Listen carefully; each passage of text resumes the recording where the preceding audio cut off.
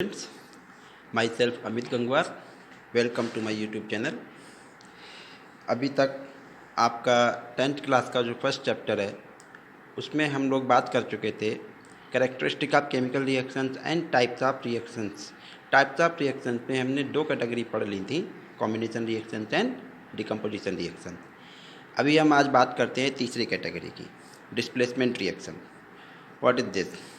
नाम से ही क्लियर है, डिस्प्लेसमेंट रिएक्शन मतलब जैसे एक रिएक्शन है ए बी प्लस सी, ये मिलके क्या बना ले, ए सी प्लस बी।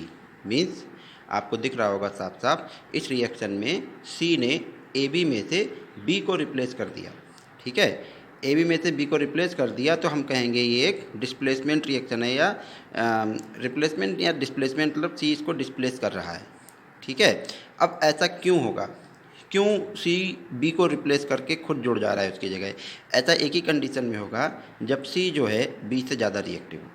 ठीक है, ये बात आपको समझ लेनी है अच्छे से कि डिस्प्लेसमेंट रिएक्शन में क्या होता है कि कोई ज़्यादा रिएक्टिव एलिमेंट कम रिएक्टिव एलिमेंट को उसके कंपाउंड या उसके सोल्यूशन में से डिस्प्लेस कर देता है। ठीक है, डेफिनेशन में अगर हम जाएँ तो लिखा हुआ है the displacement of an element with another element in a compound is known as displacement reaction.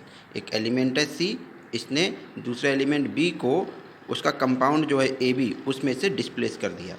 ठीक है, तो ये क्या कहलाएगा, डिस्प्लेसमेंट रिएक्शन। अब कब होता है, usually a more reactive element displaces the less reactive element from there compound. Generally ज़्यादा रिएक्टिव एलिमेंट कम रिएक्टिव एलिमेंट को उसके कंपाउंड में से डिस्प्लेस कर देता है। ठीक है, अब पता कैसे चलेगा कौन ज़्यादा रिएक्टिव है कौन कम रिएक्टिव है? तो उसके लिए आपको एक रिएक्टिविटी सीरीज याद करनी पड़ेगी। ठीक है, मैंने यहाँ पे लिखी हुई है एक रिएक्टिविटी सीरीज है, रिएक्टिविटी ऑर्डर है ये, जिसमें आपको दिख रहा है साफ साफ potassium, sodium, calcium, magnesium, aluminium, zinc, iron, lead, copper, silver और गोल्ड। तो इस सीरीज में जब ऊपर से नीचे आ रहे हैं तो इनकी रिएक्टिविटी कम होती जा रही है। इसका मतलब पोटेशियम सोडियम से ज़्यादा रिएक्टिव है, सोडियम कैल्शियम से ज़्यादा रिएक्टिव है, कैल्शियम मैग्नीशियम से ज़्यादा रिएक्टिव है, एंड सो ऑन। ठीक है, इस तरह से। तो ये क्या है, decreasing order of reactivity of element, element का डिक्रीजिंग ऑर्डर है। The element present above in this series is more reactive and displaces the element present below them from there compound. इस सीरीज में जो एलिमेंट ऊपर present है वो ज़्यादा reactive है और वो नीचे वाले एलिमेंट को उसके कंपाउंड में से डिस्प्लेस कर देगा। ठीक है, इसके कुछ एग्जाम्पल्स देखते हैं। अब हम एग्जाम्पल देखिए इसका। पहला एग्जाम्पल क्या है, ये जैसे जेडन। ठीक है, जिंक क्या है, इसमें जिंक जो है वो कॉपर से ज़्यादा रिएक्टिव है। ठीक है, तो अगर जिंक की रिएक्शन तुम कॉपर सल्फेट से कराओगे तो कॉपर सल्फेट में से कॉपर डिस्प्लेस हो जाएगा और उसकी जगह जिंक जाके जुड़ जाएगा। क्या बन जाएगा, जिंक सल्फेट। ठीक है, और कॉपर अलग हो गया। इस प्रोसेस में कॉपर सल्फेट का ब्लू कलर का सोल्यूशन होता है, उसका ब्लू कलर डिसअपीयर हो जाएगा, गायब हो जाएगा। क्यों? क्योंकि अब वो कॉपर सल्फेट नहीं रहा, अब वो क्या बन गया है, जिंक सल्फेट। ठीक है, इसको नीचे मैंने फिगर से दिखाया हुआ है। अब देखिए ये जो फिगर है इसमें कॉपर सल्फेट का सोल्यूशन था, इस कॉपर सल्फेट के सोल्यूशन में हमने जिंक रॉड डाली। तो कॉपर सल्फेट का सोल्यूशन पहले किस कलर का था, ब्लू कलर का, लेकिन जिंक रॉड डालने से क्या हुआ, जिंक ज़्यादा रिएक्टिव था तो यहाँ से Zn2 पॉजिटिव छूटकर नीचे आया। ठीक है, Zn2 पॉजिटिव नीचे आता रहा और सोल्यूशन के अंदर Cu2 पॉजिटिव रहा होगा। ये Cu2 पॉजिटिव इस रॉड पे डिपॉजिट होता रहा। ठीक है, तो अल्टीमेटली क्या हुआ, नीचे जितना भी CuSO4 में से Cu था वो रॉड पे डिपॉजिट हो गया, ऊपर इसके ऊपर जाके इस तरह से, और जो जिंक था रॉड के अंदर वो छुट के नीचे आ गया। तो नीचे किसका सोल्यूशन बन गया, ZnHO4 का। तो अब इसका ब्लू कलर गायब हो जाएगा। ठीक है, बात समझ में आ रही है आपको? एक और रिएक्शन देखते हैं हम, iron plus copper sulphate. Copper sulphate में कॉपर लगा हुआ है और ये आयरन है, आयरन भी कॉपर सल्फेट से, कॉपर से ज़्यादा रिएक्टिव होता है। तो अगर आयरन और कॉपर सल्फेट की रिएक्शन कराओगे तो कॉपर जो है वो आयरन के द्वारा डिस्प्लेस हो जाएगा, आयरन इसको डिस्प्लेस करके खुद जुड़ जाएगा। क्या बन जाएगा, FeSO4 प्लस Cu। ठीक है, बात समझ में आ रही है आपको ये? तो जैसे इसमें क्या होगा, पिछली बार क्या हुआ था, ब्लू कलर इसका डिसअपियर हो गया था, लेकिन इस बार ब्लू कलर डिसअपियर होकर ग्रीन कलर आ जाएगा। क्यों? क्योंकि कॉपर सल्फेट का कलर तो ब्लू था लेकिन आयरन सल्फेट का कलर क्या होता है, ग्रीन। तो ये ब्लू कलर का सोल्यूशन चेंज होकर किस में हो जाएगा, ग्रीन कलर में। ठीक है, ये फार्मूले आपको बहुत अच्छे से याद होने चाहिए अगर आपको ये चैप्टर अच्छे से समझना है तो। कॉपर सल्फेट का फार्मूला क्या होगा, आयरन सल्फेट का फार्मूला क्या होगा। खाली नाम तो एक काम नहीं चलेगा, आपको इनके फार्मूले याद करने ही पड़ेंगे, मेमोराइज करने पड़ेंगे और अच्छे से याद करना पड़ेगा। AQ मतलब एक्वस, एक्वस मतलब इसका सोल्यूशन है, S मतलब सॉलिड। तो ये फिजिकल स्टेट और रिएक्शन को लिखना आप तभी सीख पाएंगे जब आप इनको मेमोराइज करेंगे अच्छे से। ठीक है, एक और एग्जाम्पल हमने यहाँ पे लिया हुआ है कॉपर और सिल्वर का। तो सिल्वर जो है, अभी तक हमने देखा 2 रिएक्शनें ऊपर देखी थी, चाहे वो जिंक के साथ देखी हो चाहे आयरन के साथ देखी हो। कॉपर इन दोनों से कम रिएक्टिव था, यानी जिंक और आयरन कॉपर से ज़्यादा रिएक्टिव थे, वो उसको डिस्प्लेस कर दे रहे थे। अभी इस रिएक्शन में देखिए कॉपर जो है वो सिल्वर से ज़्यादा रिएक्टिव है, तो इस बार कॉपर का नंबर आ गया, कॉपर ज़्यादा रिएक्टिव है तो वो सिल्वर नाइट्रेट में से सिल्वर को डिस्प्लेस कर देगा और क्या बन जाएगा, कॉपर नाइट्रेट। आप ध्यान से देखिए, ये फार्मूला है CuNO3 होल ट्वाइस और यहाँ है AgNO3। तो ये फार्मूले आपको याद करने हैं अच्छे से। ठीक है, आप AgNO3 से चेंज करके CuNO3 नहीं लिख सकते, उसका फार्मूला ही है CuNO3 होल ट्वाइस। ठीक है, you need to mug up these formulas and आप 9th क्लास में ये सब पढ़ के भी आए हुए हैं कि आयनिक कंपाउंड के फार्मूले कैसे ड्राइव करते हैं। ठीक है, उनकी वैलेंसी को क्रॉस मल्टीप्लाई करके। सिंपल आयनिक कंपाउंड आए ना, उनकी वैलेंसी आपको याद करनी है और आपको फार्मूले बनाने सीखने चाहिए अगर आप नहीं सीखे हैं अभी तक। ठीक है, तो कॉपर सिल्वर नाइट्रेट से जब रिएक्शन करेगा तो उसमें से सिल्वर को डिस्प्लेस कर देगा और खुद जुड़ जाएगा, क्या बन जाएगा, कॉपर नाइट्रेट, और सिल्वर अलग हो गया। ठीक है, नेक्स्ट हम बात करते हैं डबल डिस्प्लेसमेंट रिएक्शन की। नाम से ही क्लियर है, डबल डिस्प्लेसमेंट रिएक्शन मीन्स जब 2 एलिमेंट डिस्प्लेस हों, मतलब जैसे Na2SO4 प्लस BaCl2, इन दोनों की रिएक्शन करा रहे हो तुम। ठीक है, तो आयन का एक्सचेंज हो रहा है। जो सल्फेट आयन पहले सोडियम के साथ लगा हुआ था अब वो बेरियम के साथ जुड़ जाएगा, क्या बन जाएगा, बेरियम सल्फेट। और जो Cl नेगेटिव आयन पहले बेरियम के साथ लगा हुआ था वो अब Na पॉजिटिव के साथ जुड़ जाएगा, क्या बन जाएगा, NaCl। तो आयन का एक्सचेंज हुआ, 2 डबल डिस्प्लेसमेंट की कैटेगरी में से हम डाल देंगे। सोडियम सल्फेट रिएक्शन करके बेरियम क्लोराइड से रिएक्शन करके क्या बना रहा है, barium sulphate and sodium chloride, और बेरियम सल्फेट का यहाँ वाइट PPT बनता है, ये भी आपको मेमोराइज कर लेना है। ठीक है, तो ये रिएक्शन भी इंपॉर्टेंट है आपके लिए, आ जाती है एग्जाम्स में आपको अच्छे से ये चीज़ें क्लियर होनी चाहिए। एक और एग्जाम्पल देखते हैं हम डबल डिस्प्लेसमेंट रिएक्शन का, लेड नाइट्रेट। लेड नाइट्रेट का फॉर्मूला होता है PbNO3 होल ट्वाइस, इसे बोलेंगे PbNO3 होल ट्वाइस। ठीक है, PbNO3 2 नहीं बोलेंगे, होल ट्वाइस बोलते हैं। तो PbNO3 होल ट्वाइस जो है ये पोटेशियम आयोडाइड Ki से रिएक्शन करके PbI2 मतलब लेड आयोडाइड बना रहा है और प्लस पोटेशियम नाइट्रेट बना रहा है। तो ये आपको बहुत अच्छे से क्लियर होना चाहिए कि डबल डिस्प्लेसमेंट रिएक्शन में क्या होता है, आयन का एक्सचेंज होता है।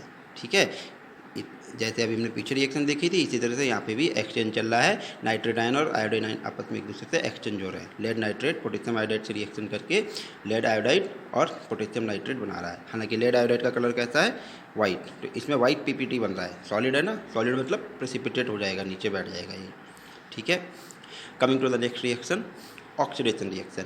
ये इंपॉर्टेंट है आपके लिए, आपको इसको ध्यान से समझना चाहिए और ये आपके लिए नई रिएक्शनें भी हैं कुछ। ठीक है, ऑक्सीडेशन रिएक्शन क्या होती हैं देखो, अगर इनकी कैटेगरी की बात करें, हम कैसे पहचानें कि कहीं ऑक्सीडेशन हो रहा है कि नहीं हो रहा है, तो उसमें हमने 2-3 कैटेगरी यहाँ पे बनाई हुई हैं। अगर किसी रिएक्शन में ऑक्सीजन जुड़ रहा है तो हम कहेंगे वहाँ पे ऑक्सीडेशन हो रहा है, वो रिएक्शन क्या कहलाएगी, oxidation reaction. The addition of oxygen is called oxidation reaction. जैसे C + O2 मिलके क्या बना रहा है, CO2। बात समझ में आई। इसके अलावा दूसरी क्या कैटेगरी, अगर ऑक्सीजन नहीं जुड़ रहा है तो कैसे पहचानेंगे ऑक्सीडेशन हो रहा है कि नहीं हो रहा है, तो हमें देखना पड़ेगा कहीं हाइड्रोजन तो नहीं निकल रहा है, द रिमूवल ऑफ हाइड्रोजन। अगर किसी रिएक्शन में हाइड्रोजन रिमूव हो रहा है, जैसे HCl + जिंक, इसकी रिएक्शन कराओ हाइड्रोक्लोरिक एसिड और जिंक की, तो जिंक क्लोराइड ZnCl2 और प्लस हाइड्रोजन गैस यहाँ से इवॉल्व हो रही है। तो अगर हाइड्रोजन गैस निकल रही है किसी रिएक्शन में या हाइड्रोजन डिस्प्लेस हो रहा है तो हम कहेंगे ये एक ऑक्सीडेशन रिएक्शन है।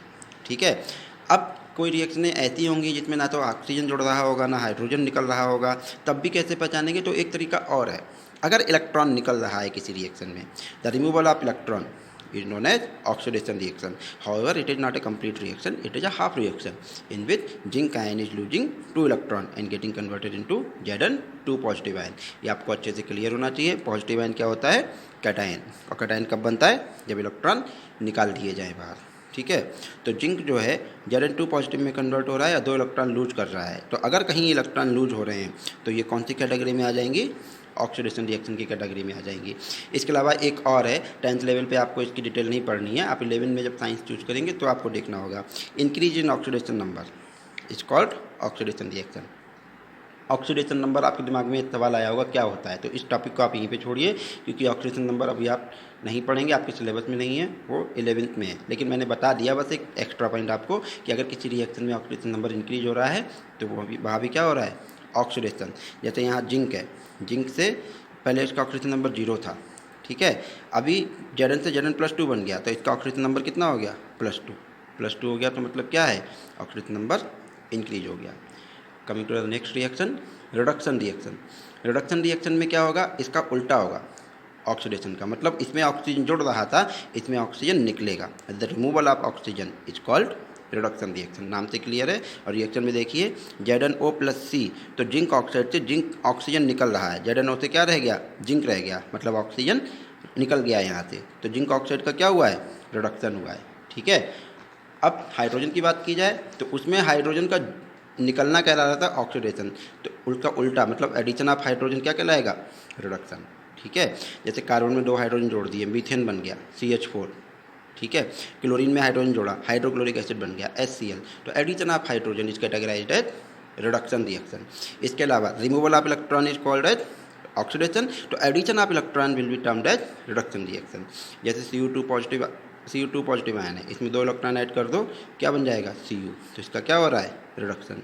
Cl है, इसमें 1 इलेक्ट्रॉन ऐड कर दो, क्या बन जाएगा, Cl नेगेटिव, क्या हो रहा है, रिडक्शन, ठीक है।